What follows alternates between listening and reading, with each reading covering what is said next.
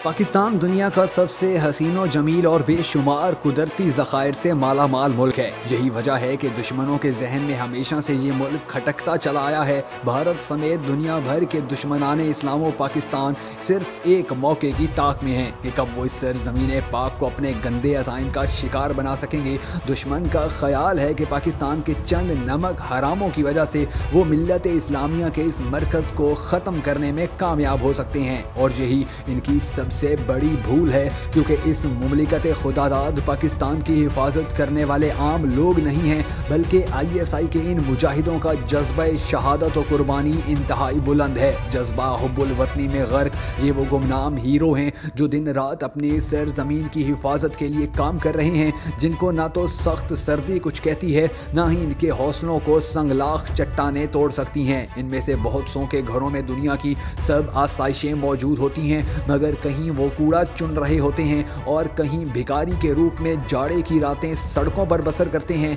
ये सब चाहते तो अपनी खूबसूरत जिंदगियां और जवानियां अपनी नई नवेली दुल्हनों, अपने बच्चों और माँ बाप के साथ हंसी खुशी गुजार सकते थे, मगर वो वतन की आवाज़ पर लब्बैक कहते हुए हमारी बीवी, बच्चों, माँ बाप और औलाद की हिफाजत की खातिर अपने सब रिश्तों तक को भी छोड़कर मैदाने जंग में चल पड़े हैं। क्या कभी आपने सोचा है कि इन वतन के बेटों की तो माएँ तक सालों अपने बेटों को देखने को तरसते हुए दुनिया से चली जाती हैं, और वो बेटा भारत, यूरोप या अमेरिका में किसी अकूबत खाने में दम तोड़ चुका होता है। ऐसे हालात हों तो किसी को क्या पता कि ये तकलीफ दे मौतें कितनी अजियतनाक होती हैं। तो क्या इतनी कुर्बानियाँ देने वाले इन माँ बेटे का कर्ज हम सब मिलकर भी चुका सकते हैं? हमारे वो गुमनाम हीरो जिनकी बहनें ईद पर इंतज़ार करती हों और हर आहट पर भाई के आने की मुंतज़िर हों, बताएं अगर वो भाई इस मुल्क के लिए इसराइल में दुश्मनों के दरमियान रहकर उनके मंसूबे नाकाम बना रहा हो,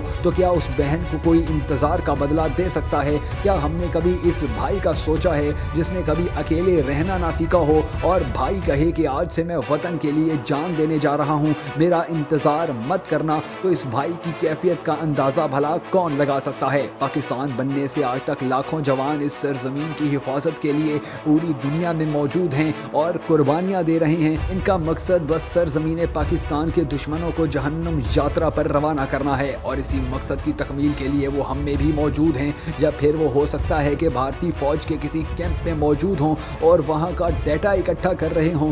ये भी मुमकिन है कि मोसाद के हेडक्वार्टर में बावर्ची का काम कर रहे हों और वक्त आने पर वहाँ से फ़ाइल उड़ाकर गायब हो जाएं। एजेंट बनना कोई मुश्किल नहीं होता, क्योंकि 2 साल की ट्रेनिंग और कोर्स इंसान को एजेंट बना देती है। असल बात होती है कि आप बतौर एजेंट मुल्क के लिए कितना काम कर सकेंगे। हमारे जांबाज हर जगह अपने मुल्क और मिल्लत के लिए अपनी खुशियां छोड़कर अपनी ड्यूटियां अदा कर रहे हैं, और अगर कहीं हल्की सी भी गलती हो जाए तो भागने या बचने के चांसेस भी इनके बहुत कम होते हैं, और पकड़े जाने पर जो जो मजालिम किए जाते हैं इनके नाम सुनकर ही इंसान की रूह कांप जाती है। मगर जिन वतन अजीज़ के रखवालों पर ये सब सितम होता है, इनका दर्द भला हम क्या समझ सकते हैं? अगर आज पाकिस्तान की सालमियत महफूज है तो इसका सारा क्रेडिट सिर्फ और सिर्फ इन वतन के जांबाजों के नाम जाता है, जो दुनिया के कोने कोने में मौजूद इस सरजमीन का दफा कर रहे हैं। जब भी दुश्मन कोई साजिश करते हैं तो मेरे वतन की जी आंखें इसको देखकर पहले ही कुचल डालती हैं। ये सरफरोश अपनी जान की बाजी लगाकर और तरह तरह की मुसीबतें झेलकर बिना किसी चीज़ की परवाह किए